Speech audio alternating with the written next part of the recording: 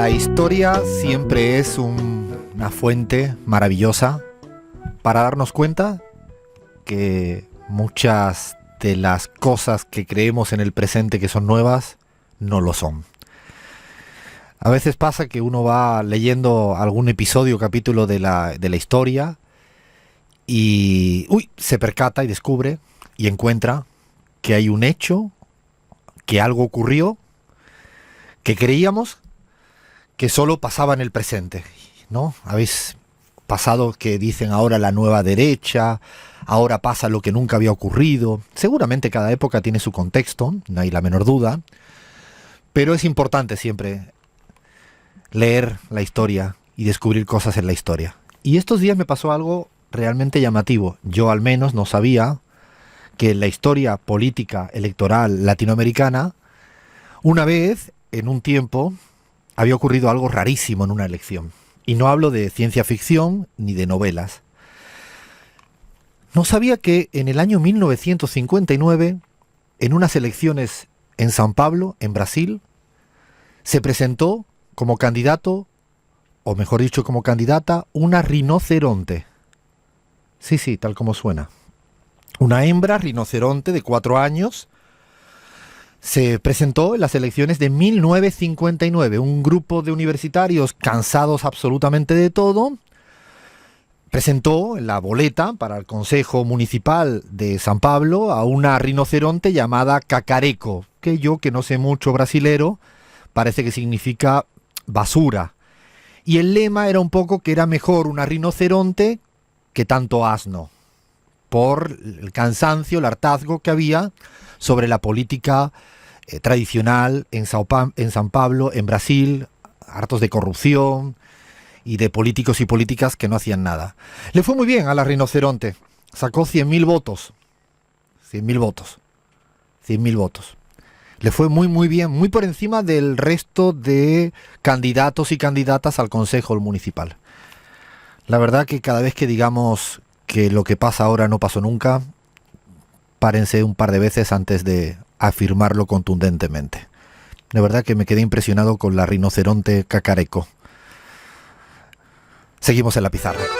Hola. Ay, esta música, ustedes dirán de dónde la sacó, de qué baúl la sacó esta vez Alfredo. Bueno, es una canción que me gusta mucho, se llama Deserto Rosso, de Quentin Gas y los Cíngaros, pero sobre todo esta música es un homenaje a esa música del rock andaluz de los 80, y sobre todo porque le quiero mandar un beso a mi papá, que hoy cumpliría 74 años, y se me queda un poquito un nudo en la garganta, porque escuchaba esta música mi papá, era de la música que ponía a todo volumen, mi mamá se ponía nerviosísima en la casa y le daba una música así a todo volumen, ese rock andaluz duro, muy contestatario, muy rebelde, ¿no? Muy antifranquista, y le quería dar un besito hoy, que cumpliría hoy 5 de octubre, 74 años. Y eso sí, como tengo una amenaza literal, literal lo tengo que hacer bien, porque si no lo hago bien me han pedido que dé en los agradecimientos, y lo hago de verdad, agradecimientos a Nuria Cáceres, agradecimiento a María Dolores Ortega,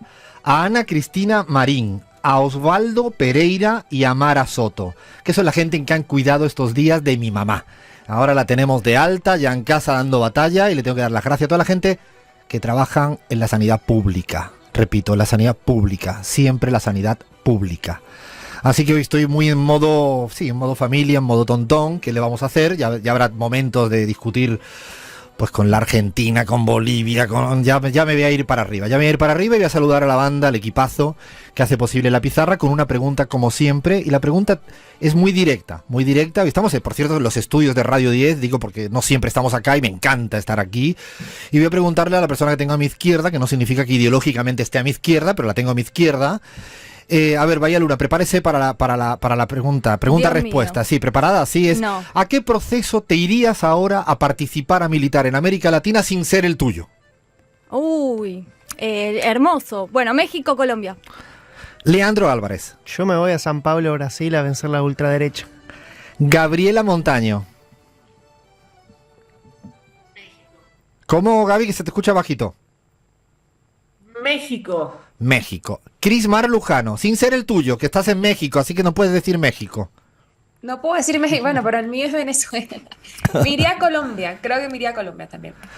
Bueno, le dejamos estas preguntitas a nuestros y a nuestras oyentes. ¿A qué lugar se iría a participar en un proceso político que no sea el que uno ya está, en el que uno vive, ¿no? Ya sé, Gaby, me lo vas a preguntar. ¿Y a cuál te irías, Alfredo? Sí, a Bolivia me iría. Si ya lo sabes que me iría a Bolivia. Incluso en el quilombo en el que estamos, me iría a Bolivia. Sí, incluso en este quilombo. Porque además me gustan los quilombos cuando no estás en el momento fácil. O sea, México ahora es ganador, está todo perfecto. bueno. Y Vamos está todo todos. arriba, vamos Sí. todos, listo. Oigan, pero uno tiene derecho a quererse. Es verdad. A disfrutar Con la un que está poquito, cayendo, ¿no? Gaby. O sea, yo estoy en Bolivia, compas, no estoy en... Con la que te está cayendo, Tengo Gaby. derecho a tiene- irme 6 mesecitos a México, inundarme de alegría y volver. Tienes derecho, llevas toda la razón que hay algunos momentos donde uno está excusado y explicado y explicada para irse. A ver, ¿por dónde nos pueden escribir, decir lo que quieran, insultarnos con creatividad, mandarnos mimos, cariños, caricias significativas, sugerirnos, preguntarnos? Todo salvo que me llamen gallego con un beso fuerte a los gallegos y gallegas. Pueden mandarnos mensajes o audios cortitos al WhatsApp 11 50 05 0710. También nos pueden escribir a nuestras redes sociales, Radio La Pizarra en Facebook e Instagram. Y en Twitter somos La Pizarra OK y también obviamente en YouTube el Radio La Pizarra. Estamos por todas partes. Y en el YouTube de Radio 10. En el YouTube de obviamente, Radio estamos 10, saliendo. ahora si nos quieren ver despeinados, por ejemplo, a mí o a Leandro, que somos el despeine por excelencia. Yo tampoco vine Bahía tampoco. tampoco estamos arriba, Después vamos a preguntar Bahía qué hizo ayer, porque hoy no está tan peinada. O sea, a Lean y yo somos habitué, pero bueno, ahora hay mucho que contar. ¿Qué tenemos del menú hoy? Lean así, de la cantidad de platillos que tenemos. Bueno, Alfredo, nos vamos a meter de nuevo en el quilombito de Bolivia. Vamos a hablar también de noticias buenas en torno a México. Vamos a hablar de unas elecciones que se vienen este fin de semana en Brasil. Nos vamos a meter en Argentina también. Y por último, inventos del siglo XXI y una chapa a cargo de nuestra querida Bahía Luna. Tenemos un programón, menú servido, arrancamos con la pizarra. El peor analfabeto es el analfabeto político. No oye, no habla, ni participa en los acontecimientos políticos. No sabe que el costo de la vida, el precio del pan, del pescado, de la harina, del alquiler de los zapatos o las medicinas dependen de las decisiones políticas. Por eso hablo de que México es de los países con menos analfabetismo político en el mundo. Y eso es lo que hemos logrado. El analfabeto político es tan burro que se enorgullece e hincha el pecho diciendo que odia la política. Esto seguramente lo han escuchado en alguna conversación. No sabe el imbécil que de su ignorancia política nace la prostituta, el menor abandonado y el peor de los bandidos, que es el político trapacero, granuja, corrupto y servil de las empresas nacionales y multinacionales. Son las 3 de la mañana. Ay, México, México lindo y hermoso. Qué resaca que tenemos de México. Se dice cruda, ¿no, Grismar Lujano? Se dice cruda de la toma de protesta, de la asunción de Claudia Sheinbaum, de esta hermosa despedida de Andrés Manuel López Obrador, citando a Brecht en ese poema que habla del analfabetismo político, que creo que merece tanto la pena escuchar y leer una y cientos de miles de veces. Estamos con Linda Cruda, ¿no, Cris? A ver, una pregunta lo primero. ¿Disfrutaste el día de la toma de protesta, de la posesión? ¿Anduviste por el Zócalo? ¿Disimulamos que no nos vimos en el Zócalo? Cris, ¿cómo es esto? Ay, Alfredo, qué hermosa sincronía, porque, bueno, para quienes estuvimos allá o televisaron en este momento estelar para la política y para la política mexicana y latinoamericana, había un mar de gente, nunca, mejor dicho, no, apostada para celebrar con alegría, con algarabía. Y yo me pregunto, ¿hay algo más lindo que la alegría colectiva, ¿no? Que es tan además contagiosa y hermosa. Y bueno, allí obviamente escuchando muy atentamente a a la primera presidenta mujer de México, después de una ceremonia de transmisión en la que, bueno, varios representantes de Latinoamérica estuvieron, incluyendo a alguien que conocemos muy bien y que está acá hoy con nosotros, ¿no? Y que pudo estar ahí en primera persona también presenciando ese momento, Alfredo. Yo creo que fue hermoso y encontrarse con tantos y tantas compañeras en ese momento. Fue muy bonito poder estar en los dos eventos, el más institucional y formal en el Palacio Legislativo, por cierto, impresionante, imponente. Estuve, pero estuvimos como Pizarra, estuvimos como CELAC Data, estuve con mucha gente que trabaja todo el día, día tras día, durante muchos años trabajando por México, por América Latina, así que tuve la dicha de estar en ese ratito. Me encontré a gente muy hermosa que uno se encuentra en este tipo de situaciones. En un momento me di cuenta que tenía a Jeremy Corbyn sentado al ladito. Y me puse ahí y dije, pero por Dios, señor. En un momento Irene Montero me dijo, te lo presento. Y dije, no, me da vergüenza. O sea, emocionado total, ¿no? Me lo miraba así como, claro, habían referencias de todo tipo. Gente que lo ha luchado siempre, con largas luchas. Y fue muy bonito.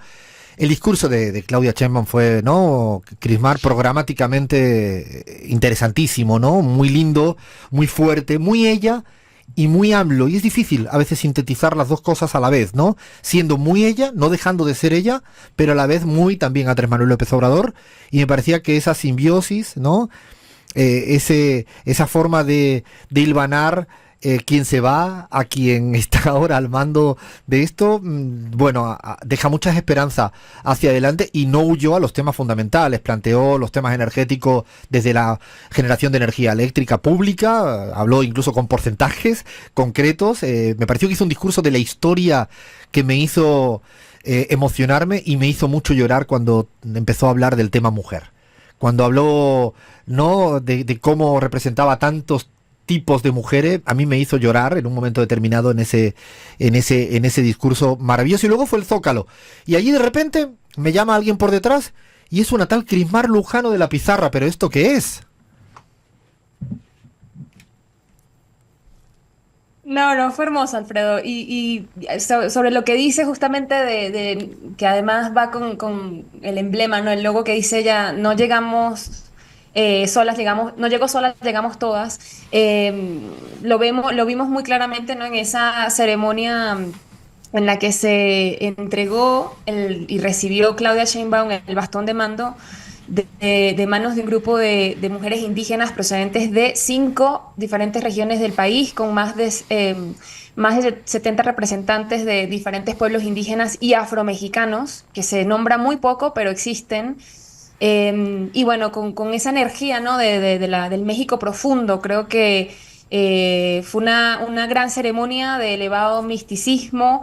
Fue hermoso y yo creo que además algo me pasó porque, bueno, las personas de Claudia Sheinbaum enumera un poco como sus 100 propuestas de gobierno y hay cosas que, bueno, son relevantes de repente más que otras para en lo personal, pero luego era muy emocionante escuchar como, por ejemplo, cuando ella mencionaba políticas que eran relevantes para personas que estaban detrás de mí y gritaban con muchísima alegría de finalmente es hora, ¿no?, de que esto suceda. Y de repente yo no le había prestado tanta atención, pero era importante, es importante.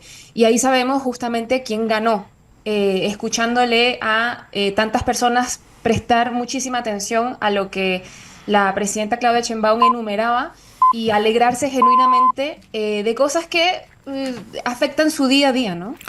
Además había mucha gente sencilla, humilde, ni siquiera perteneciendo a grandes organizaciones, sino iban de manera espontánea.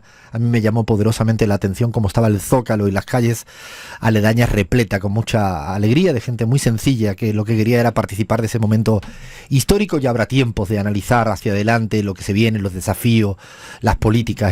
Queríamos hacerle este mimo al proceso mexicano y compartirlo con todas y con todos. Creo que merece. Yo, si me permiten una anécdota muy rápida, rápida, pasan tantas cosas con magia en el Zócalo que de repente vi a Axel Kicillof, el gobernador de la provincia de Buenos Aires, haciéndole fotos a otra gente. Fotógrafo. De fotógrafo. O sea, Axel Kicillof hacía... Yo tengo fotos de él haciendo fotos. O sea, una cosa... proceso mexicano en plenitud. Seguimos en la pizarra. Y Brasil, estamos en un momento importante. Estamos en el día previo a las elecciones municipales en Brasil, con mucho en juego. Espero que no haya ningún rinoceronte presentado en estas elecciones. Esto habrá que chequearlos. Más o menos igual. Más o menos, ¿no? Sí, yo creo que sí, más o menos sí. Vamos a analizar un poco lo que se viene mañana, cuál es la lectura, lo que se espera, las dudas, los dilemas de un escenario político electoral interesante. En Brasil, para ello, hemos primero contactado con una persona, periodista brasileña, que alguna vez ya nos ha dado algunas pistas respecto a lo que viene pasando en el Brasil, y queríamos escuchar desde allá que nos cuentan y nos analizan Michelle de Melo para la pizarra. Estas elecciones del próximo 6 de octubre son vistas tanto por el oficialismo como por la oposición como una especie de termómetro político, una vez que suceden a mitad del mandato presidencial y también de los principales cargos electivos, gobernadores del Congreso Nacional, en fin. Para el gobierno es importante ganar en grandes capitales para mostrar que tiene fuerza, que tiene apoyo popular, y también para pensar en la sucesión de Lula dentro de 2 años. Para la oposición es fundamental demostrar fuerza, tanto para concurrir a las elecciones dentro de los próximos 2 años, como para exigir la amnistía total de las personas que participaron en los actos golpistas del 8 de enero, incluido al expresidente Jair Bolsonaro. Por lo tanto, todavía el escenario es muy incierto. Se espera que habrá segunda vuelta en al menos 5 capitales. En Brasil hay segunda vuelta en todos los municipios con más de 200.000 habitantes. Pero la principal pugna, sin dudas, es la ciudad de São Paulo, que es la mayor ciudad del país y de Sudamérica, en donde se enfrentan frontalmente, ¿no?, 2 candidatos bolsonaristas con Guilherme Boulos, quien es el nombre apoyado por el presidente Lula. Así que habrá que ver el resultado del próximo domingo, pero todos están poniendo sus fichas tanto para aumentar su capilaridad en el país como para medir fuerzas hacia las próximas elecciones. Mucho en juego, hay mucho en juego, y aunque uno siempre diga que las elecciones municipales son municipales y por lo tanto tienen sí o sí una lectura local, es casi inevitable tener un correlato en términos nacionales, aunque haya que tener como prudencia y rigor de cómo se pasa de lo municipal a lo nacional. Y en eso yo diría, Lean, que es el contexto complejo de analizar lo que vaya a ocurrir mañana, ¿no? Sí, Alfredo, son casi 155 millones de electores brasileños, renovación de alcaldes, renovación de las cámaras municipales, más de 5.500 ciudades en Brasil. La segunda vuelta, como bien señalaba Michelle, es el 27 de octubre, solo en aquellos municipios con más de 200.000 electores, es decir, las ciudades más grandes. Las otras se ganan en primera vuelta.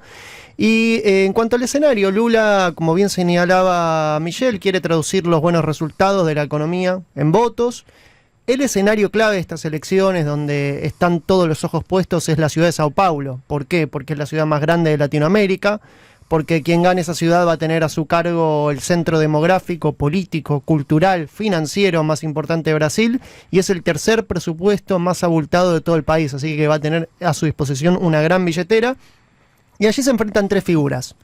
El actual alcalde, Ricardo Nunes, que está siendo apoyado por Jair Bolsonaro, que viene de la vieja derecha política tradicional de la vieja política, ¿no? Exacto, Nunes. Exacto. Otro es Guilherme Boulos, del PSOL, apoyado por Lula.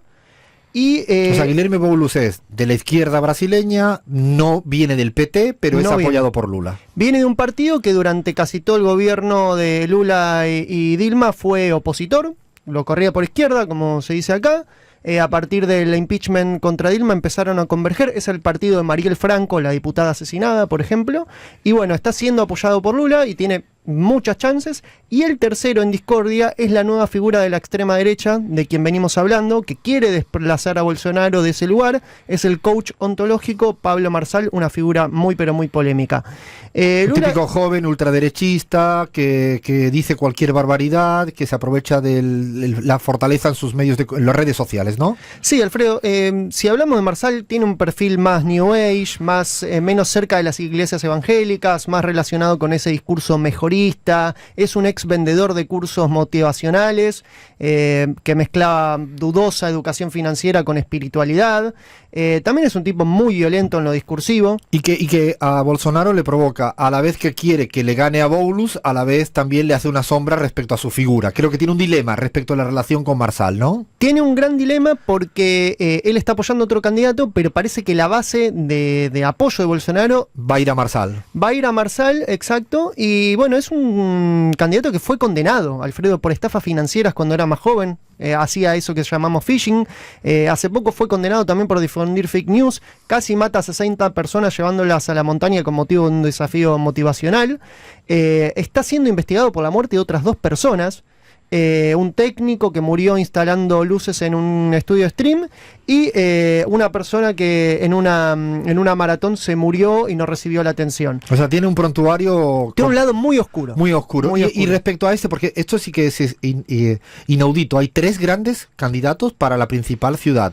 ¿Cómo viene el debate de encuestas o qué se espera, Lean? Bueno, las encuestas podemos decir a esta altura que dan casi un empate técnico, porque la penúltima de Datafolia daba 27 arriba Núñez, 25 Boulos, 21 Marçal. La última, publicada por la misma encuestadora, 26 arriba Boulos, 24 Núñez, el candidato de Bolsonaro, y 24 también Marçal. Es decir, está ahí todo. Está ahí todo y lo que... Pasan 2. Pasan 2 nada más y hay un dato que hay que tener en cuenta, que hay muchos indecisos. Según la encuestadora Quaest, estamos hablando de casi un 46% de indecisos o de personas que no dicen a quién van a votar. Esa es la clave, ¿no? Lo que está diciendo Lean, de que todavía no se sabe porque hay un grupo indeciso. Sí miré la última encuesta de Datafolia y miré las posibilidades de segunda vuelta y es interesante porque ya sea Núñez contra Marçal o sea Boulos contra Marçal, en ambos casos pierde Marçal.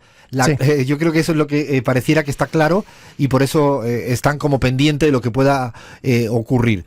Lula además en los últimos días ha apoyado más claramente a Boulos, ¿no? De hecho llegó tarde porque tuvo un problema con su avión desde Ciudad de México, que estuvo en la toma de protesta, y al final me parece que en el día de hoy, esta mañana, me parece que hay una gran caminata, no sé cómo se le diría, ¿no? Sí, Lula, Alfredo, está apoyando a Boulos, también en otras ciudades está apoyando a candidatos de terceros partidos, candidatos del centrado, candidatos más a la izquierda. Lula lo que quiere traducir es en votos los buenos resultados que está cosechando en la economía. A ver, recordemos que el gobierno espera cerrar el año con un crecimiento del 3% del PBI, la inflación está controlada, la desocupación durante el gobierno de Lula actualmente es la más baja en los últimos 12 años, y eso quiere traducirlo en estas elecciones, como bien señalaba Michelle, en una elección que lo lleve a las próximas elecciones presidenciales bien parado, ¿no? Y en cuanto a eso hay que decir, Alfredo, que en cuanto a las elecciones, otro dato a tener en cuenta es que la derecha está muy atomizada. En muchas ciudades presenta hasta 4 o 5 candidatos, mientras que el arco progresista presenta, en general, se aglutina en torno a una candidatura. Vamos a ver si eso es bueno o malo, si la diversidad de la oferta electoral favorece a la derecha o favorece a la izquierda, si favorece a Lula o favorece a Bolsonaro. De hecho, en el mismo ejemplo que está planteando Leandro, que es importante, por ejemplo, en una ciudad fundamental como Río de Janeiro, hay un candidato que no es de Lula, que yo diría que es del centro derecha, que es Páez, sí, ¿no?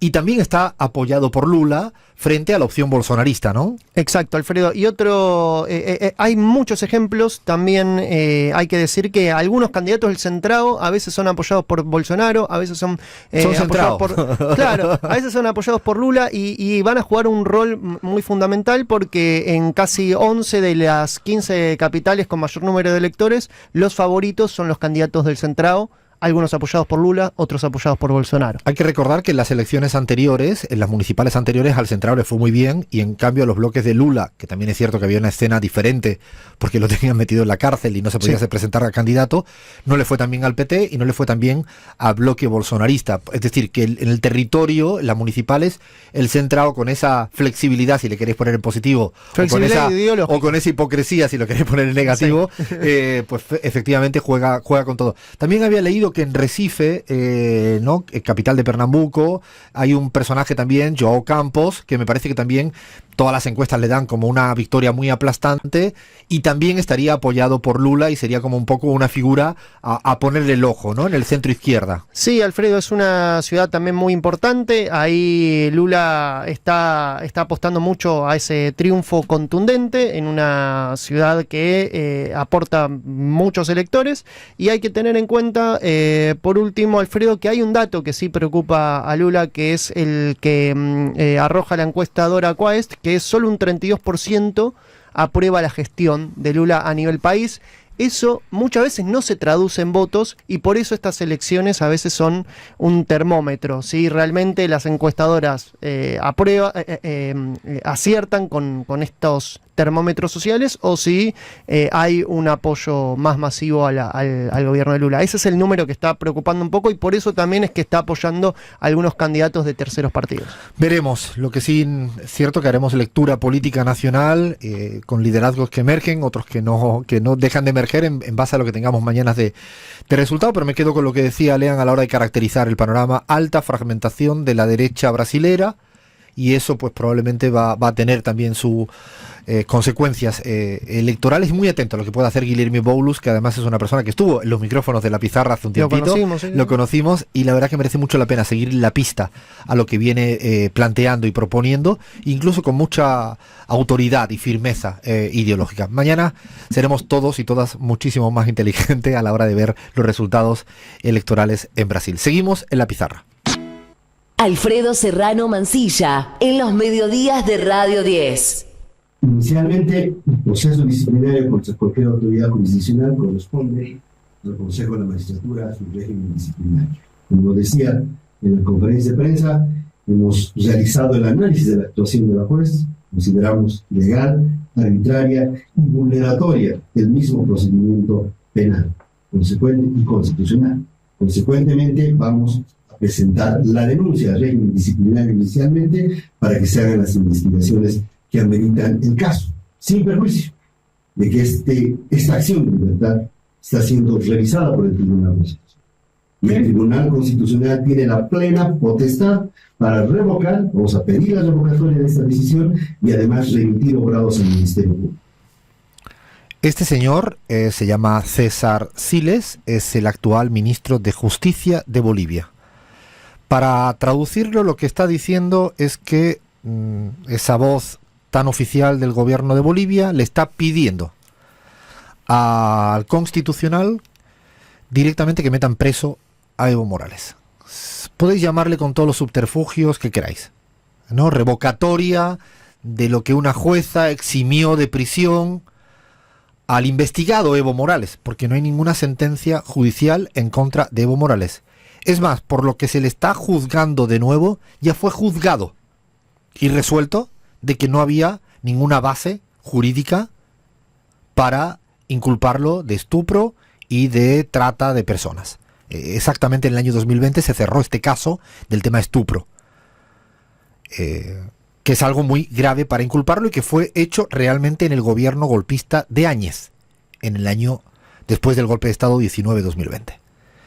Esto ya, insistimos, fue archivado, si lo queréis llamar, no en un lenguaje leguleyo, pero para entendernos a las claras. Vuelve a aparecer, no solo con este caso, sino que creo que son, ahora Gaby nos explicará, con diferentes procesos judiciales en contra del expresidente Evo Morales, de todo tipo, de la más variabilidad, y el ministro de Justicia abiertamente, públicamente, lo que pide es que se revoque esta decisión que una jueza dijo no cometan el atropello de meterlo preso mientras estaba investigado a Evo Morales. Esta es la situación que nos encontramos en Bolivia a día de hoy, en este momento. Ya no es que estamos elucubrando, pensando, analizando, interpretando. No. El ministro de Justicia nuevo, César Siles, dice esto públicamente. Yo lo he hecho en mis redes sociales esta semana, no solo lo considero deleznable, reprochable, repudiable, condenable, porque lo que quieren es meter preso a Evo Morales, porque detrás de esto está la inhabilitación de Evo Morales como candidato presidencial de cara al 25. Esta es la situación actual que estamos en Bolivia después de haber contado esto semana tras semana. Gaby, desde Bolivia, ¿qué complementas en este análisis cada día más complejo? Alfredo, complementar que efectivamente no se trata de un solo proceso, aunque en este proceso había una orden de aprehensión que fue eliminada por una jueza, o sea, por una autoridad jurisdiccional, quien es responsable de dar curso o no a una orden de aprehensión. Pues no solo el ministro de Justicia actual ha salido a casi amenazar a la jueza con procesos por sus actuaciones, sino que la jueza ha recibido amenazas directas a su familia y lo ha denunciado públicamente. Pero además hay otros 4 procesos abiertos, en uno de los cuales hay otra orden de aprehensión que fue librada el 19 de septiembre, también contra Evo Morales. Y estos procesos tienen un abanico enorme, desde terrorismo, pasando por afectación de bienes del Estado, por la marcha que se dio. Recordarán ustedes, la semana pasada concluyó esa marcha en la ciudad de La Paz. Hay un abanico enorme de delitos que se le intenta adjudicar a Evo Morales, pero esto está dentro de una lógica, Alfredo. Yo creo que se abandonó la política casi totalmente para pasar a una lógica de judicialización de todo lo que tenga que ver con Evo Morales, pero además de la dirigencia de organizaciones sociales y del MAS que está acompañó a Evo Morales en la marcha, por ejemplo, que concluyó la semana pasada en La Paz.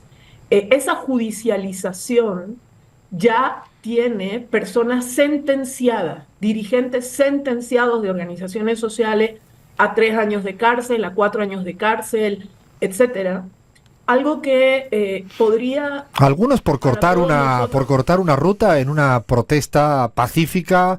Ni siquiera cortar la ruta, Alfredo. Ni siquiera cortar la ruta. Esa marcha, mientras transcurría la marcha, las movilidades pasaban... Aún peor. Pasaban normalmente, así que ni siquiera se cortó la ruta, ¿no? Entonces... Creo que ahí, Alfredo, hay que tener claro que se ha pasado a una estrategia de absoluta judicialización, persecución, criminalización de Evo Morales, de dirigentes de organizaciones sociales, y esto sería impensable con cualquier gobierno de izquierda. A mí me parece que si uno se reclama de izquierda, no puede criminalizar la protesta social, no puede criminalizar a las organizaciones sociales que además son el origen de este proceso histórico en Bolivia hace muchos años. Entonces, ahí hay un abandono total del escenario político. El gobierno de Luis Arce ha decidido abandonar el escenario político, el escenario de sentarse alrededor de una mesa y ha asumido esto como una judicialización pura. Y fíjate, Gaby, perdona, Gaby, lo que te decía es que en esa misma línea ya se venía trabajando una estigmatización de vincular a Evo Morales con el narcotráfico. En esta misma línea no solo se judicializa, se persigue judicialmente para hablarle a las claras con un montón de vías esta persecución judicial, sino que había una construcción de una base que era estigmatizar a Evo Morales en vincularlo con el narcotráfico, que nosotros en La Pizarra hemos venido pues también denunciando que se hiciera esto de una manera absolutamente aberrante. Yo creo que esto es una estrategia que venía dándose, pero la velocidad que está teniendo en las últimas semanas post-marcha, porque evidentemente hay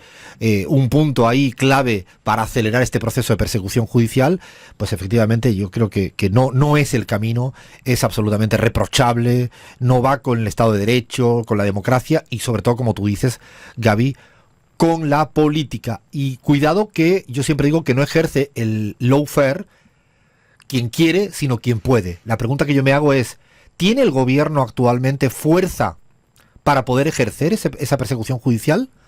Porque el lawfare se ejerce cuando se tiene mucho poder mediático, económico y político. Y yo lo dejo encima de la mesa. Se puede intentar y quedarse en el camino. Y ojalá en este caso se quede en el camino y no prospere para evitar que Evo Morales sea candidato presidencial, que yo creo que es legítimo que se discuta si uno está o no está de acuerdo. Lo que no es legítimo de ninguna de las maneras es que se le inculpe por este tipo de casos y por cualquier otro, ¿no, Gaby? Así es, Alfredo, porque además a lo que empuja esto es a cerrar todas las vías democráticas y pacíficas de resolución de cualquier conflicto. O sea, si tú cierras todas las puertas de esas vías pacíficas y democráticas, no te puede extrañar que la reacción de la gente finalmente sea la movilización social, la calle, la carretera, porque si todas las vías institucionales son cooptadas, intentan ser amenazadas, o sea, una jueza que se atreve a hacer respetar los derechos de un ciudadano cualquiera, en este caso Evo Morales, pero esa jueza se atreve a hacer eso, es inmediatamente amenazada por el ministro de Justicia, por el ministro de Gobierno, y no lo hacen solamente en una comunicación interna telefónica, lo hacen públicamente en conferencias de prensa. Para que nadie tenga duda, ¿no? Y además, de hecho, por eso hemos querido empezar con el audio del ministro de Justicia. No es que nosotros pensamos que el gobierno cree que... No, el ministro de Justicia sale, como bien dice Gaby, públicamente a no dejar dudas de cuál es la posición respecto a exigir la revocatoria para que Evo Morales esté preso. La gravedad es de alto voltaje. De hecho, el Grupo de Puebla, por cierto, en un comunicado oficial ha condenado esta actitud del gobierno de Luis Arce, lo cual también, siendo Luis Arce parte del Grupo de Puebla, lo digo de la envergadura que está tomando, la importancia geopolítica que también toma este tipo de situaciones puertas adentro de Bolivia. Así es, Alfredo, y hay un antecedente. El ex ministro de Justicia, que renunció hace pocas semanas, él ya en su discurso de despedida anunció que él se iba a poner a la cabeza desde fuera del gobierno de procesos como los que estamos viendo hoy. O sea, él ya preanunció que esa iba a ser su acción principal luego de salir del gobierno de Luis Arce. Entonces, yo creo ahí, Alfredo, que estamos ante un escenario totalmente distinto al que nos habíamos imaginado cuando empezó el gobierno de Luis Arce y de David Choquehuanca. Jamás yo me hubiera imaginado que íbamos a llegar a estos niveles de ruptura interna en el MAS. Hemos trabajado muchísimo, Alfredo, con muchos compañeros y compañeras en el intento de aproximar posiciones en el MAS, pero también creo que hay límites que son tolerables y hay límites que ya no lo son. Es una línea roja que, como bien dice Gaby, no estamos dispuestos a silenciar de ninguna de las maneras. De ninguna de las maneras uno puede discutir de política, tener posiciones políticas diferentes, con matices, con confrontación ideológica, pero no cuando se intenta meter preso a una persona, volviendo a una causa vieja que ya fue cerrada, curiosamente, en la época de la golpista Áñez. Muy triste, y ojalá en Bolivia se imponga la política en las próximas semanas y en los próximos meses. Seguimos en la pizarra. Querido mío, Carlos de Villa Crespo, mira, de acá de Cava. Yo me quedo acá en Argentina porque me gusta pelear. Yo siempre fui peleador, yo pertenezco a las básicas y me gusta acá, porque se tiene que ir de acá. Un abrazo, querido. Soy Lucía de Núñez, siempre los escucho. Yo me iría a Bolivia, segurísimo, que me parece un país maravilloso, lo conozco. conozco a la gente sobre todo y bueno, mis antepasados son de Castilla, tengo una descendencia de primos andaluces, ahí ando yo. Yo me iría a militar por el Frente Amplio a Uruguay.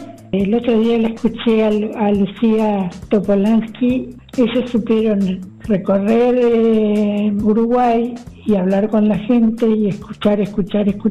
Por eso me gustaría ir allá. Mi nombre es Mariana y llamo de Tandil. Alfredo y equipo, como siempre escuchándolos y ahora viéndolos por YouTube. Soy Guillermo de Villa del Parque. Alfredo, yo me iría a México y a Brasil. A México para, como decían recién, poder estar un poco tomando esa frescura que se tiene hoy en día y volver acá con más pilas a Buenos Aires. Y a Brasil porque también estuve hace años cuando todavía no estaba Lula y la cosa cambió, también me gustaría conocer eso. Por otro lado, cortito, tu opinión sobre qué hay de real en la serie Respira sobre la salud pública justamente en Sevilla. Gracias a todas y a todos los oyentes, gracias Carlos, Lucía, Mariana, Guillermo y a tanta gente que nos cuenta, nos escriben. Valientes. A Bolivia, se quedarían en Argentina. Sí.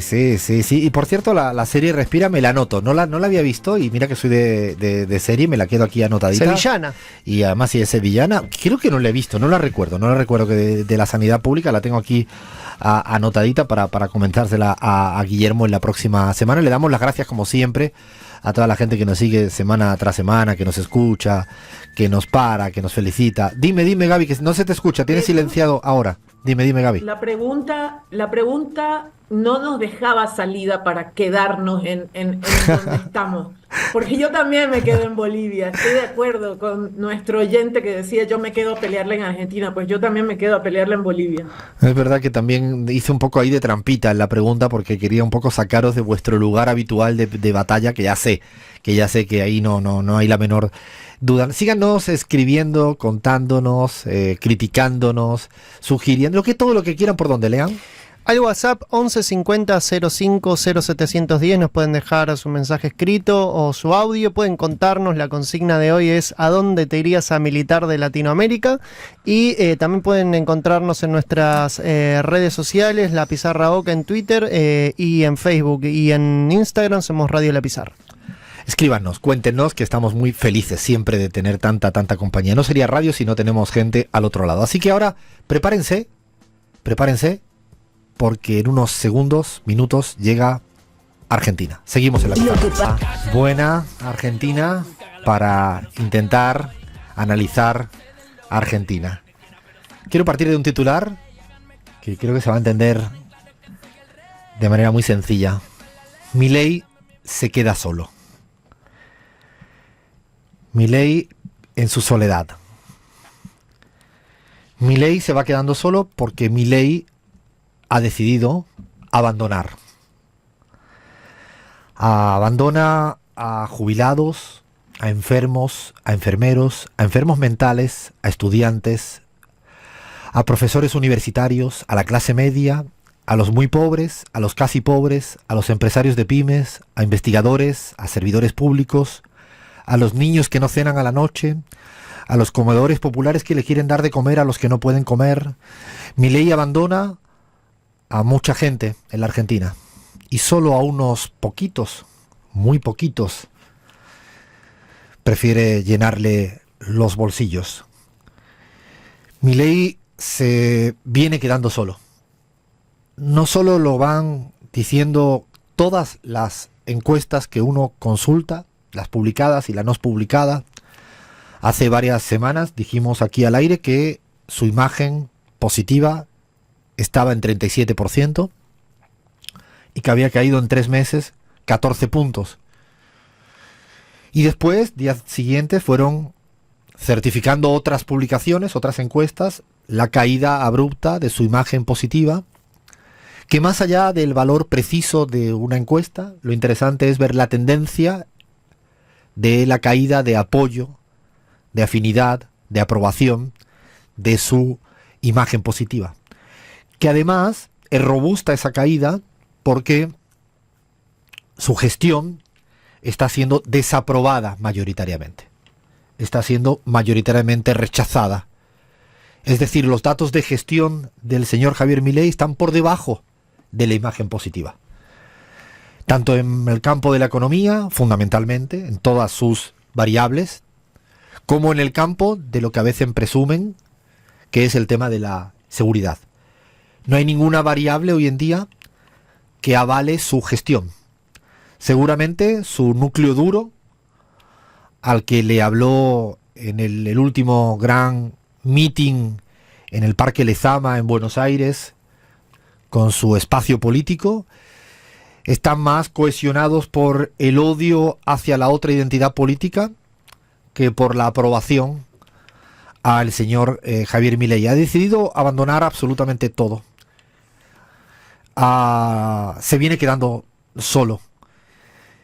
Y una muestra de cómo un presidente puede comenzar un proceso de abandono es si escuchamos la retahíla de palabras textuales que un presidente puede llegar a decir en una hora en una locución pública. Lean, a ver si eres capaz de decirlas de seguido, sin asfixiarte y sin ponerte más triste de lo que nos ponemos cuando hablamos de este tipo de improperios.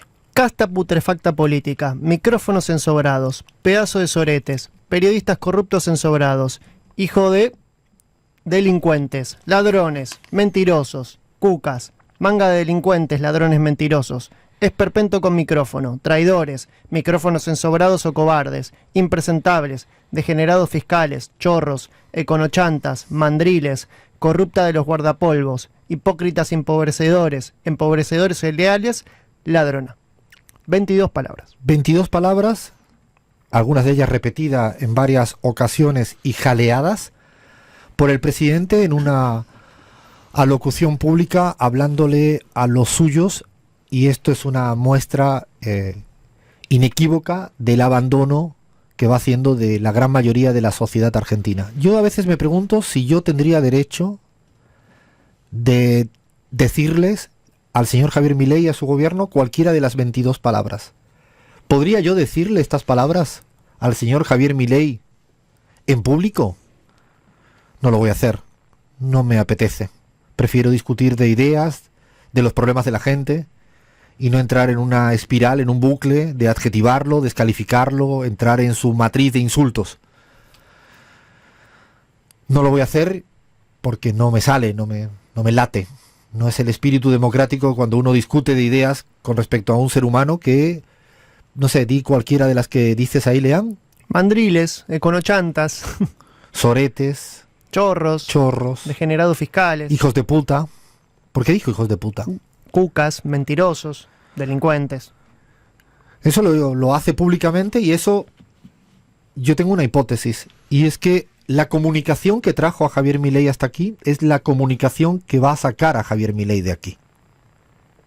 Su misma comunicación, esa comunicación protesta, contestataria, contra todo, que hizo durante años y que provocó o le permitió ser el hijo del caos, y el que en un momento determinado, en una cita electoral, la mayoría en segunda vuelta, recordamos, en primera vuelta no quedó primero, en segunda vuelta se aglutinara el voto en torno a él por este tipo de comunicación agresiva, insultante, descalificadora, poco respetuosa, y le llevó hasta acá, insisto, en un momento de alto desorden de la política argentina, en un alto grado de crisis de representatividad de la clase política argentina.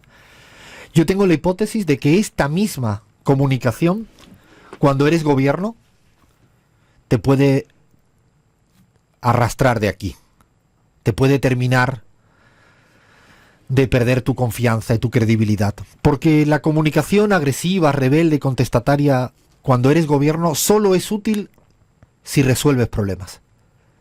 O sea, la comunicación de esta índole, de esta cataratas de insultos, puede llegar a ser útil siempre y cuando haya una base material de gestión que resuelva los problemas. Dicho de otro modo, con un litro de leche por encima de 1.500 pesos, por encima del precio de un litro de leche en Madrid o en París o en Nueva York, es difícil que este tipo de comunicación siente bien a la ciudadanía. Por eso creo que la comunicación agresiva es un arma de doble filo, es un boomerang que te puede ayudar a llegar hasta ser presidente, no será el primero ni el único que lo ha logrado, pero también te puede hacer que se vaya usted por donde vino.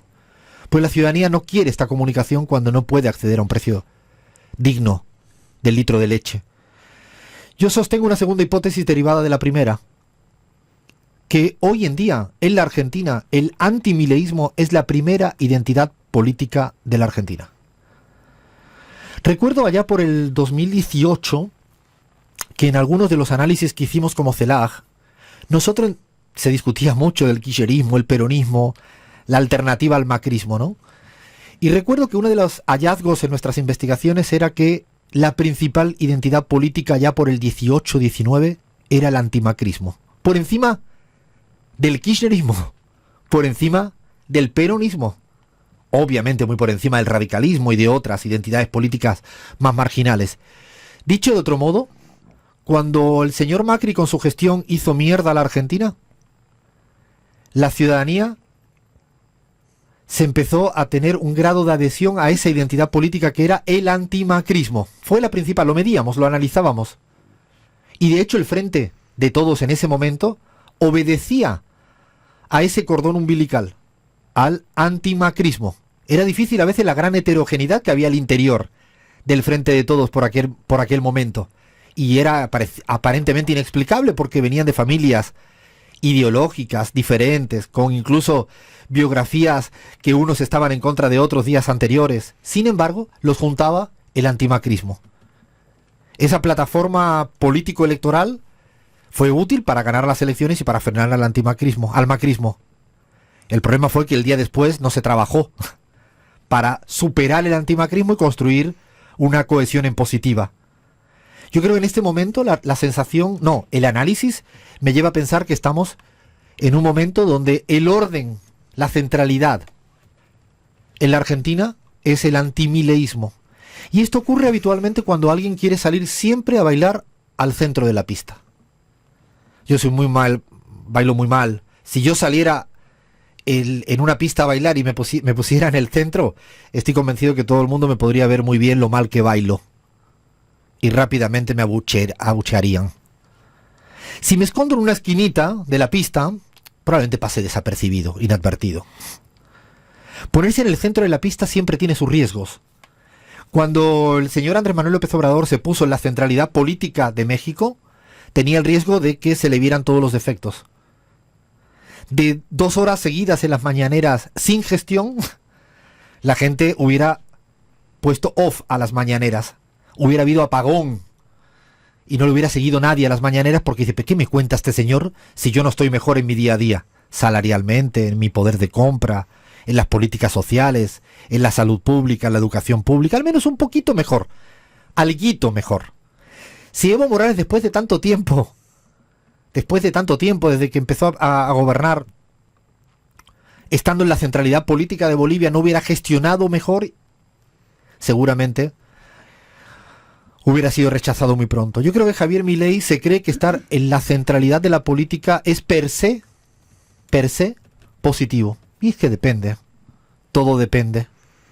Y es que uno puede estar en la centralidad de la política y ser abucheado si no resuelve los problemas cotidianos. Aunque haga triple pirueta mortal con tirabuzón y medio en su relato y en su comunicación, sea con insultos o sea con cifras que nadie las entiende, por falta de rigor y por necesidad de seguir generando caos. Nadie le cree la cifra que plantea respecto al tema de pobreza heredada, nadie lo ha explicado con rigor científico, de por qué su cifra de pobreza es mejor, contrafactualmente con una pobreza que nadie sabe de dónde sale, si él no hubiera estado, lo mismo con la inflación, y bla, bla, bla. Por lo tanto, el antimileísmo como identidad política hay que empezar a entenderlo, y esto también creo que es una suerte de variable que debe de considerar la oposición hoy en día. La marcha universitaria de esta semana es el resultado, un primer paso del antimileísmo, concretado en el tema de la educación universitaria pública. Fíjense que empezamos a detectar muestras que, claro, si tú intentas entender por qué cierto grado del radicalismo, un sector del PRO, un sector del peronismo, el kirchnerismo, la izquierda, se juntan todos a marchar, dice, ¿cómo lo explica tú en este desorden, caos político? ¿Cómo lo explica? Lo explica el antimileísmo. Esta es el nuevo orden que está fraguando. El señor Javier Milei, que quiere disfrutar del caos, él mismo está constituyendo un nuevo orden político en su contra.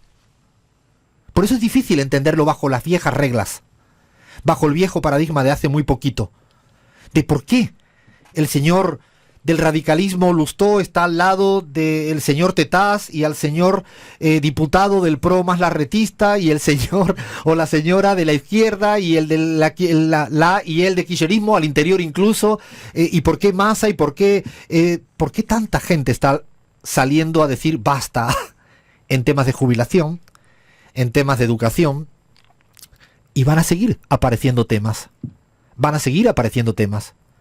porque los temas son los propios de gestionar el día a día. Estos son un montón de temas.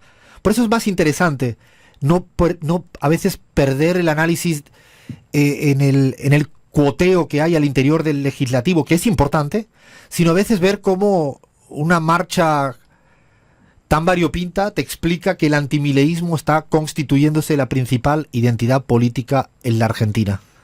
Lo empiezan a avalar las encuestas, una marcha heterogénea frente a la universidad pública, ciertas votaciones en el Congreso, y además Javier Milei se da cuenta de esto y se va dando cuenta de su apoyo, y por eso va a acudir a intentar comprar voluntades de la vieja partidocracia. Él quiere sustituir la baja imagen acudiendo a las herramientas tradicionales de mercantilizar su apoyo de ciertas partidocracias.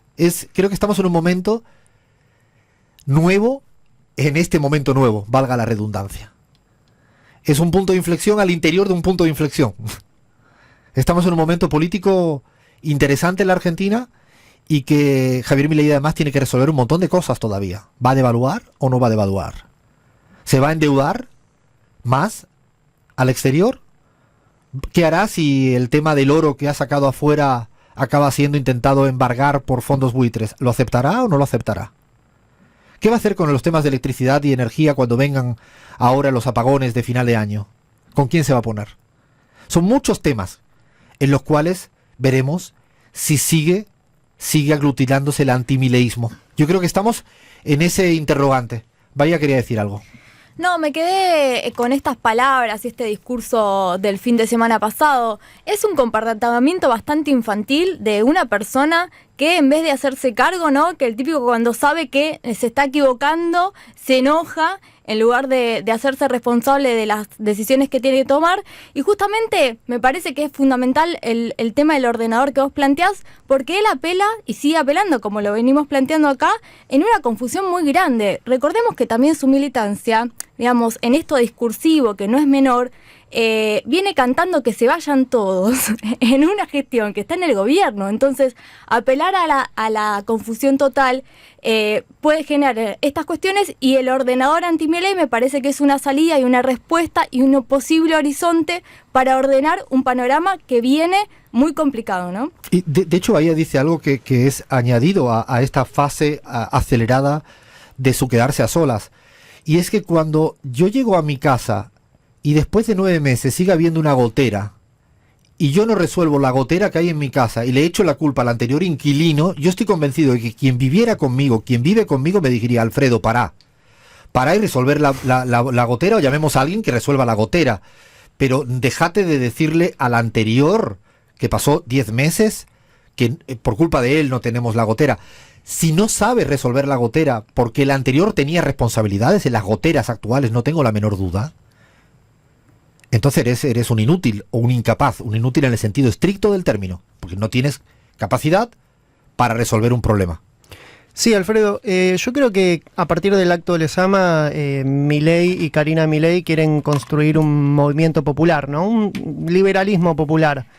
El problema es que, como bien vos señalabas, si no hay mejoras concretas a nivel material, ese movimiento popular se empieza a traducir en una minoría intensa. En realidad, una minoría intensa en lo discursivo, que da una batalla cultural, pero que no tiene resultados objetivos para mostrar y para, digamos, para constituir finalmente ese movimiento popular, porque hasta ahora no los está teniendo.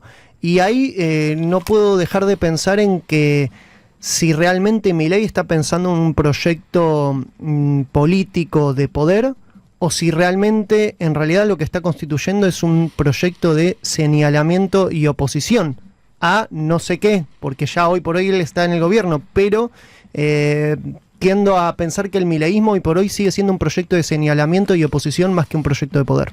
Fíjate, Lean, que yo recuerdo la película Birdman, no sé si la vieron, cuando al final nunca el personaje que hizo Birdman pudo salir de su propio personaje. Y entonces él iba por las calles y la gente le seguía viendo como aquel personaje Birdman. Yo creo que Javier Milei en muchos momentos se lo empieza a comer su personaje. Por eso pienso que no se da cuenta que el contexto cambió, como tú bien decías, Lean, de que hoy en día puede protestar contra un ejecutivo que es él. Pregunto, ¿tiene sentido que siga volviendo al pasado de problemas del presente? Y has dicho algo, puede ser legítimo que él trabaje por una minoría intensa ideológicamente. Lo que no es legítimo es que solo defienda una minoría, ultraminoría intensa en materia económica, a costa de joder a la mayoría de la sociedad argentina. Ahí no hay vuelta de hoja. Ahí no puede haber. O sea, uno puede llegar a entender que vaya a quedarse con esa minoría intensa, que es lo que pareciera que está pasando. Inclusive hay que estudiar bien si el apoyo de ese 37% que hoy en día tiene, ¿son los que le apoyaron a él en primera vuelta o son los que apoyaron a Bullrich en primera vuelta? Son los que siempre estuvieron en contra de... y ese es un tema, yo creo que habrá una amalgama, seguramente, un poco y un poco, ¿no? Gaby, desde cierta distancia, ¿cómo analizas lo que pasa en la Argentina en esto que nosotros sostenemos como el antimileísmo en este momento? Bueno, yo creo que la construcción de ese antimileísmo también se da, como tú decías, por los no resultados en términos de solucionar los problemas de la gente. Pero le sumaría algo más, Alfredo. En las políticas que destruyen conquistas históricas del pueblo argentino, en los que hay un acuerdo mayoritario, histórico, educación pública, salud pública de calidad. Y entonces cuando este señor no solo no resuelve la inflación que tiene que soportar la gente todos los días, sino que además en el camino va destruyendo algo que todos y todas las argentinas, o la gran mayoría, siente como con orgullo, digamos, puede tener sus críticas a la educación pública, a las universidades públicas, pero jamás pondría en cuestión que esto tenga que privatizarse o que esto tenga que destruirse.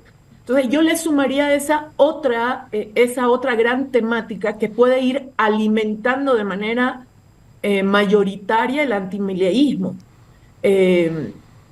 No solamente, seguramente la gente se reunirá en un espacio tan gigantesco como la marcha que se dio estos días defendiendo la educación pública universitaria, sino que también se reúne en la puerta de un hospital para defenderlo con música, con expresiones artísticas, porque siente que le están quitando algo que funciona. Encima que no le dan solución a la inflación, le quita lo que funciona. Y ahí yo creo que también va sumándose esta tendencia antimileísta. En conclusión, vamos observando que Milei se va quedando solo. Seguimos en la pizarra. Soy Ana de San Martín, soy una italiana que me trajeron mis padres cuando tenía 8 años de Italia. La verdad nunca estuve arrepentida, me gustó, me casé con un argentino, pero viendo las cosas como están pasando siempre digo lo mismo. ¿Qué le pasó a mi papá para traernos a toda la Argentina? Me gusta mucho tu programa, te escucho siempre, sos un gallego simpático y yo soy una tana también. Siempre lo escucho, yo iría a militar a Paraguay. Mi nombre es María y soy de Floresta y muy buen programa. asistente de la pizarra. Bueno, hace un tiempo descubrí este programa que me parece excelente. Me gusta la idea de que aprendamos y conozcamos lo que nos pasa a otros hermanos latinoamericanos. Pero de Argentina no me sacan ni loco. La única forma de que no vivamos la injusticia es abrir los ojos, comunicarnos, hablar mucho entre nosotros. Les mando un abrazo, que sigan sus éxitos. Soy Carmen de Villa Celina. Querido Alfredo y equipo, es la tercera vez que paso por el proceso que estoy pasando con este presidente.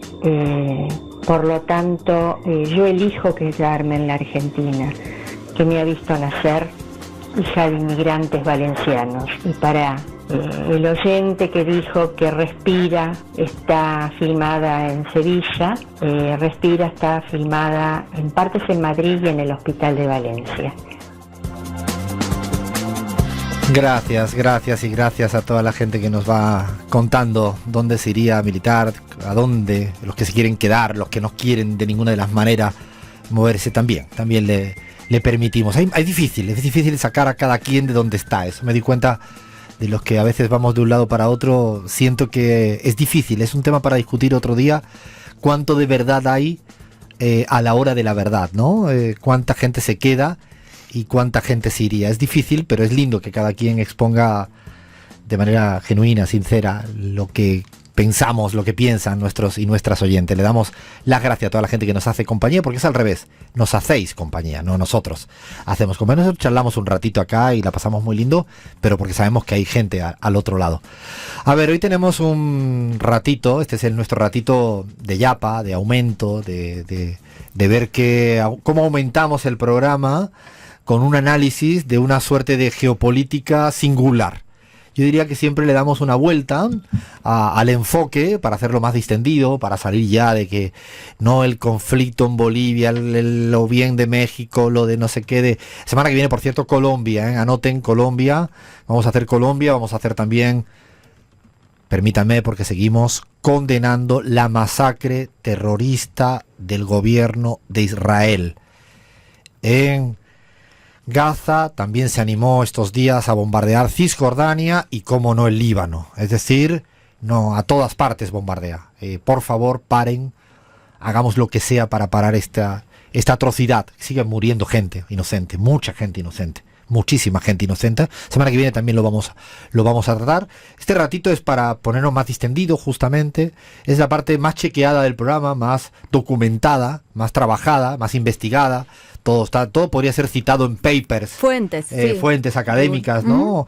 Y esta vez Gaby hizo una pregunta hace unas semanas y a mí me generó un disparadero que era, al menos de esa pregunta que hacía, lo que todo el mundo pensamos que iba a ocurrir en el 2000, no que iban a pasar tantas cosas en el 2000, ese año tan cambio de siglo que pudimos vivir la mayoría de la gente que estamos acá, salvo los más jovencitos y jovencitas.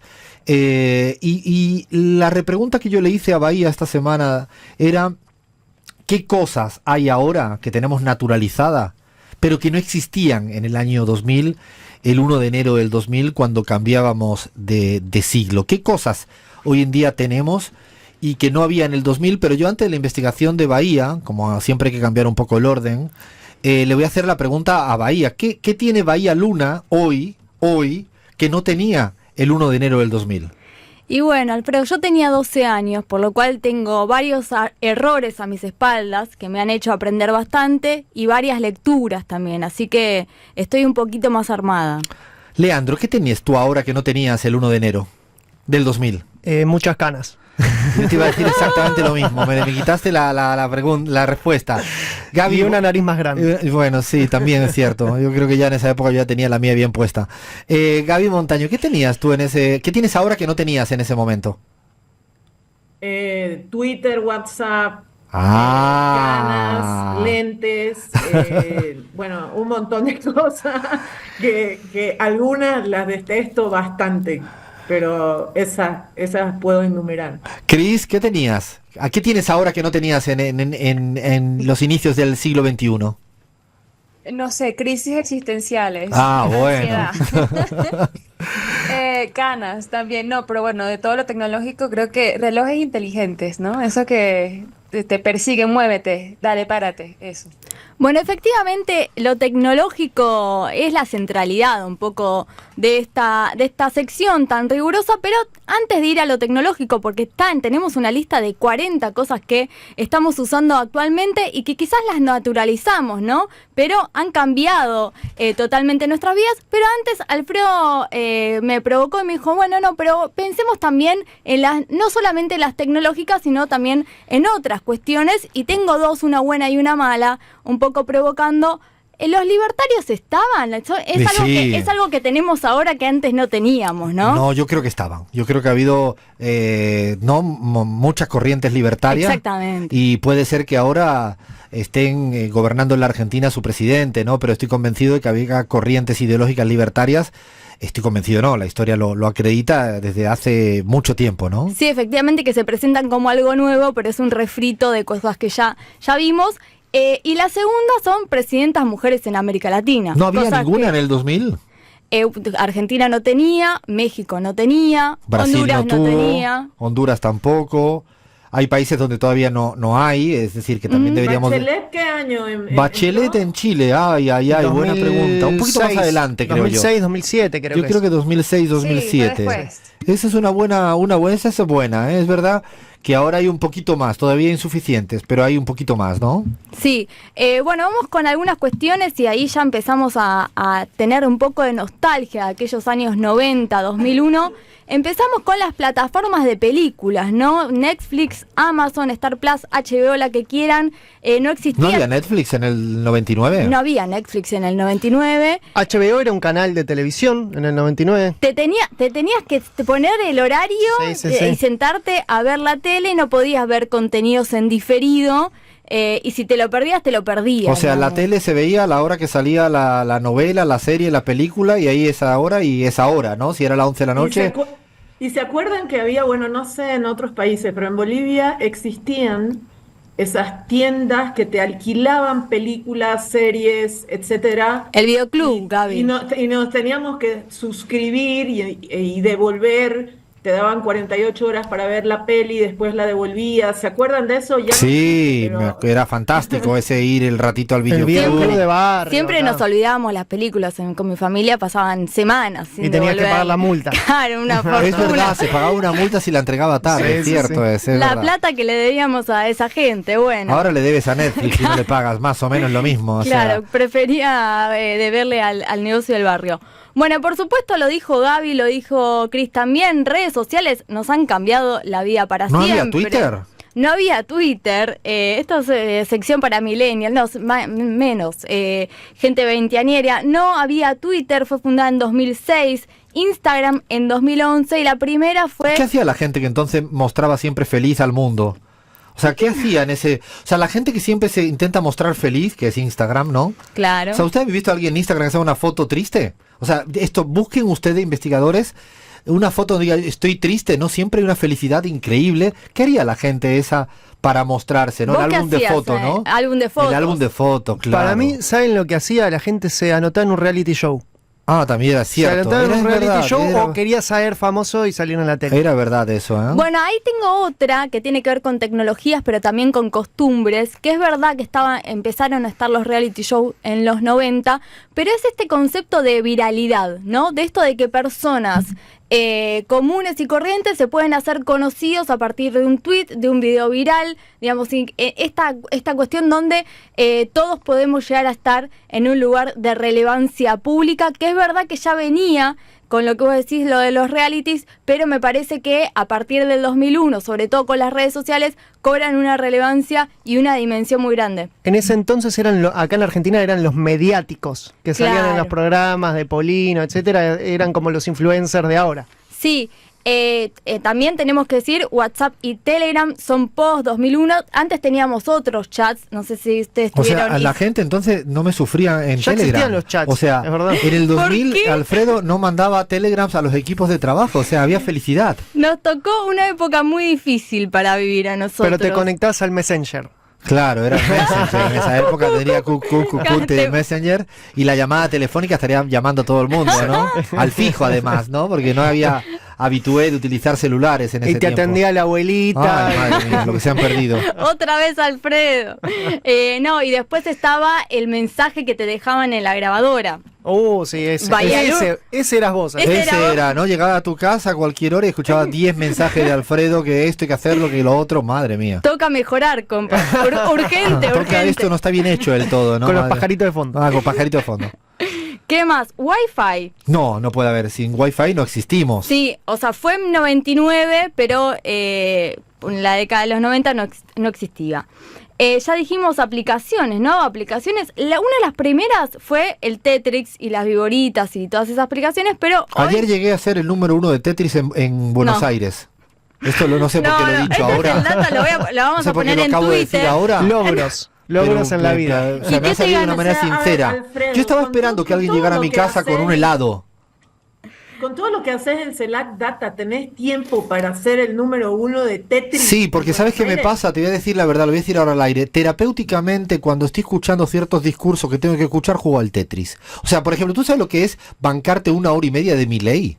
O sea, me pongo con mi Tetris y voy avanzando. Sí, lo sé porque me bueno, es verdad, también lo haces igual, sí, por eso es terapéutico, o sea, yo creo que está bueno. ¿Te ganaste algo, Alfredo? Y no, pero bueno, no sirvió de nada. Lo estoy diciendo al aire por si acaso todavía están a tiempo de 1 kilito de helado, 1/4, yo entiendo que está muy caro todo.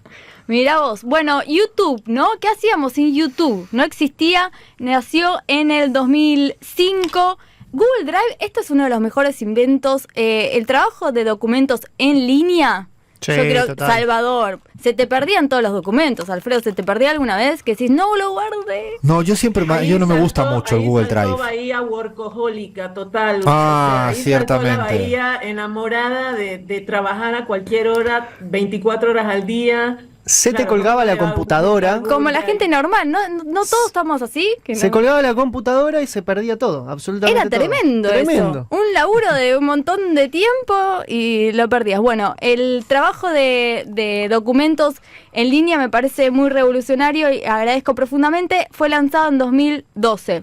Otro invento muy importante para CELAC, para la pizarra fundamentalmente y para Alfredo Serrano Mancilla, el Zoom y las plataformas para hacer charlas y conversaciones online. Claro. Y en esa época estaba ya el Skype, todavía no, fue después, creo yo. Sí. O sea, estas videollamadas de las que hoy en día abusamos todo el tiempo, usamos o mal usamos, en ese momento era no existía esta frecuencia, esta normalización de hacer una videollamada con tu mamá, con un familiar, con un amigo, con una amiga, o sea, hacer incluso radio, llamarnos, ¿no? Esto es muy común, no solo desde la pandemia, sino desde hace mucho tiempo, quizás ahora se aceleró, ¿no? Pero esto, yo recuerdo el Skype desde hace muchísimo tiempo de esto. Efectivamente, tengo otra para vos, Alfredo, que es los pasajes en avión que ya no son físicos. ¿No son en papel? No, claro. Entonces, yo voy a decir una barbaridad, ¿puedo? Y ya está. Bueno, yo recuerdo hace no mucho tiempo que un político creía que todavía tenía que conseguir su pasaje en papel. ¿Pero dónde vivía ese hombre? Esa es la gran pregunta, ahí, alejado de la realidad y de la sociedad. Pero es literal esto, es literal. Yo esa no la viví mucho porque en los 90 la verdad que no viajábamos mucho en avión, pero si mal no recuerdo, si perdías el pasaje o si alguien te lo rompía, perdías el vuelo. Perdías absolutamente todo. Lo mismo en la entrada de un recital.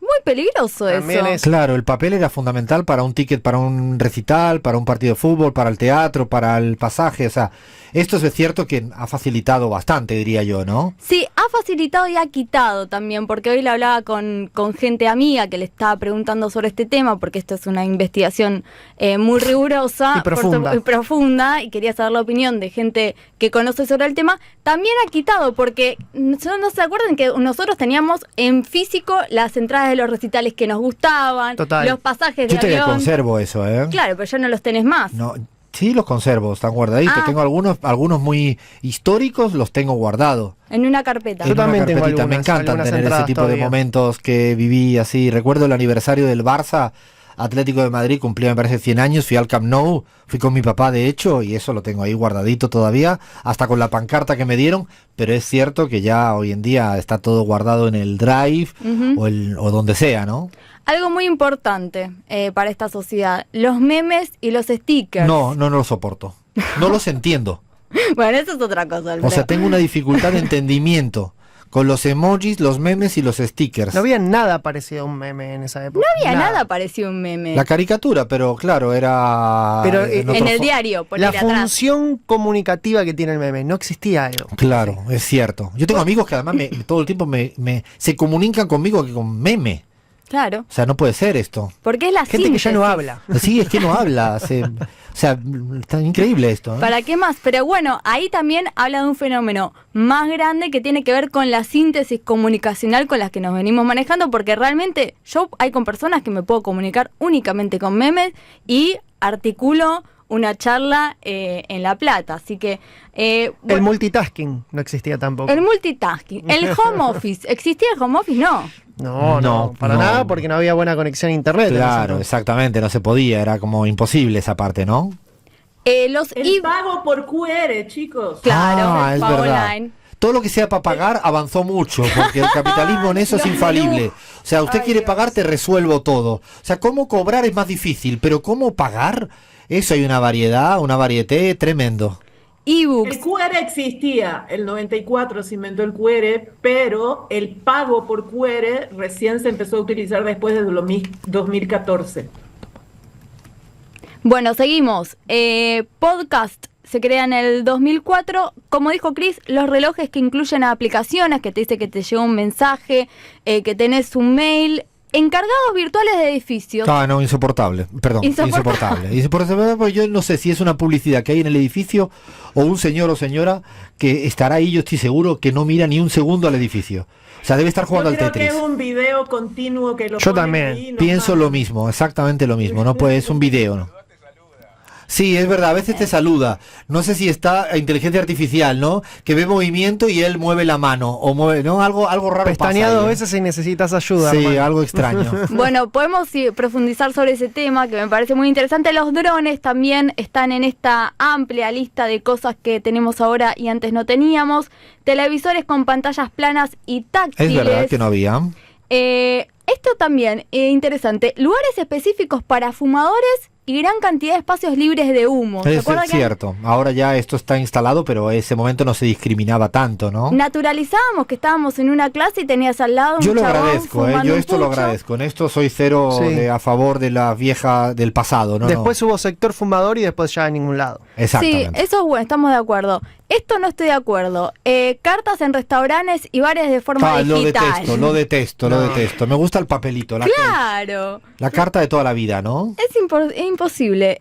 Wikipedia, en el año 2001. Teníamos la Encarta, ¿se acuerdan? La Encarta, el CD, sí, claro. Sí, era dificilísimo. Me salvó muchas tareas del colegio. Era dificilísimo la Encarta. Sí, eso era una cosa, no había manera, ¿eh? Era medio inchequeable. Era inchequeable todo. Claro. Wikipedia a veces también, no te creas tú que... Bahía de Luna diciendo cosas. Bueno, el Bitcoin, esta moneda digital que se popularizó gracias a Bukele, el palito de la selfie. Es verdad que no había palito de la selfie, es que no había selfie.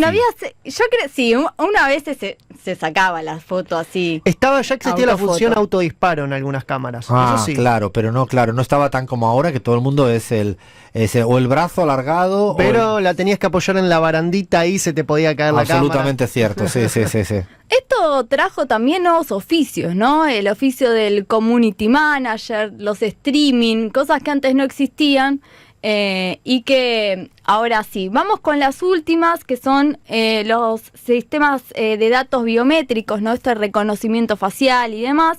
Los cohetes reutilizables y por último la radio con imagen, que es lo que estamos haciendo en este momento. Antes era solo sonido y ahora se nos ve todo, chicos. Este es una buena conclusión. La radio sigue siendo la radio, pero ahora le ponemos imagen. Buen recorrido de lo que hay ahora y no había a inicios del siglo XXI. Seguimos en la pizarra. Musiquita de Drexler, que significa que vamos a ir poniéndole punto y seguido hasta el próximo sábado a esta travesura radial llamada La Pizarra. La verdad que siempre lindo hacerlo acá en los estudios de Radio 10 en Buenos Aires, en la Argentina. Felices de poder conversar. Le damos un besito fuerte a nuestra Flavia Fiorio, que está disfrutando de unas inmerecidas vacaciones, porque las vacaciones que se está pegando no podemos avalar su merecimiento, porque lo está disfrutando mucho. No tengo palabras. Mucho. Y también le mandamos un besito fuerte a nuestra Sofía Montoya, que hoy no podía estar con nosotros y con nosotras. Aquí somos un equipazo, que es la pizarra. Le damos las gracias, Lean, a un equipo que hace también posible lo imposible. Sebastián Merani estuvo en la operación técnica de Radio 10, Carlos Minango en la de Radio Pichincha, edición de sonido para la pizarra Fer Saninelli, de video Iván Soler, operación en YouTube de Radio 10 Leandro Bazán, producción Cristina Chiesa, edición de sonido Charlie Cacabielo, servicio informativo Martín Burgue, musicalización Javier Fábregas, coordinación Cristian Carballo, dirección general Radio 10 Sebastián Pedrón, y ya llega Pablo Ladaga. Quédense escuchando radio, que siempre, sin lugar a dudas, es la mejor compañía cuando uno está bien, está mal, está regular, está caminando, está sentado, está en la ducha, está dormido, está radio, mucha radio siempre. Para terminar, dejamos dicha escrita una palabra en la pizarra. Papas fritas. Ah, bueno. Fe por los peregrinos que están caminando hacia Luján. Crismar, palabra. Utopía por Clara Brugada, que también hoy asume como jefa de gobierno de la Ciudad de México. Es cierto, es cierto. Gaby, palabra. Paz. La necesitamos. La necesitamos. Y yo dejo una palabra de sobreponerse. A veces, cuando las cosas no vienen bien, hay que sobreponerse. Siempre sobreponerse. Eso sí, nos despedimos, pero con una amenaza presente. Somos La Pizarra y hemos venido para quedarnos.